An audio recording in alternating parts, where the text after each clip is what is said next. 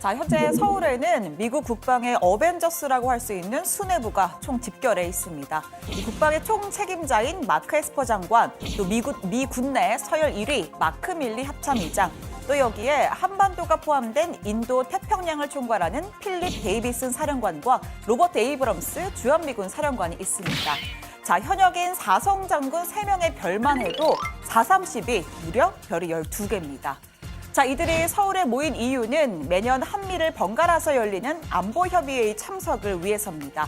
올해는 특히 종료 일주일을 앞둔 한일 군사정보보호협정 지소미아 문제가 최대 화두로 떠올랐죠. 에스퍼 장관은 한국행 비행기에 오르면서 지소미아가 유지돼야 한다는 내 메시지가 분명하다. 이번 회의에서 미국의 우려를 표시할 것이라 선언했습니다. 자, 오늘 회의 후에 공동 기자회견이 열렸죠. 관련 질문들이 쏟아졌습니다.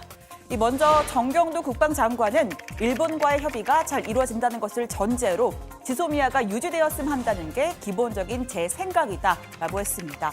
그러면서 일본의 태도 변화를 위해 미국도 노력해달라고 이야기했습니다. 반면에 에스퍼 미 국방장관은 지소미아 만기나 한일 갈등으로 득을 보는 건 중국과 북한이라면서 이를 정상 궤도로 올려놓기 위해 노력할 만한 더 강력한 이유는 없다라고 이야기했습니다.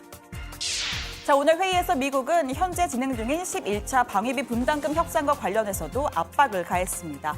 올해 분담금의 5배에 가까운 50억 달러 수준을 요구하는 것으로 알려졌죠. 이 한미 양국 장관은 방위비 분담금이 공평하고 상호 동의 가능한 수준에서 결정되어야 한다는 것과 10차 협정 만료 이전에 11차 협상이 타결되어야 한다는 것에 공감했다고 밝혔습니다. 자, 그런데요, 이 미국은 보복성 수출 규제 조치로 지소미아 종료 결정의 원인을 제공한 일본에게는 별다른 압박도 이야기도 하지 않고 있습니다.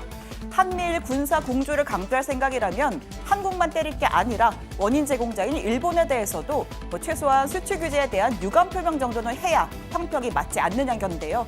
자, 에스퍼 장관은 조금 전 4시부터 청와대에서 문재인 대통령을 면담했습니다. 청와대는 일본의 입장 변화 없인 지소미아 종료 번복도 없다는 기존 입장을 재확인했습니다. 우리도 피치 못하게 지소미아 종료 결정을 했기 때문에 지금에 와서 아무런 변화도 없고 수출 규제 문제라든지 한일 간의 변화가 없는 상황 속에서 우리가 무작정 지소미아 종료를 번복한다거나 이런 것은 당시 결정이 신중하지 않았다라는 것을 얘기하는 것이기도 하거든요. 네. 네, 반면 미국이 지소미아 유지를 압박한다고 해서 일본에 편향된 건 아니라는 시각도 있습니다. 북한으로부터 주한미군 또 주일미군을 보호하는데 지소미아가 필수적이다. 즉 지소미아가 미국민의 생명에 직결된 것이기에 민감할 수밖에 없다는 거죠. 또 북중러에 대항하는 힘의 균형 차원에서도 마찬가지입니다.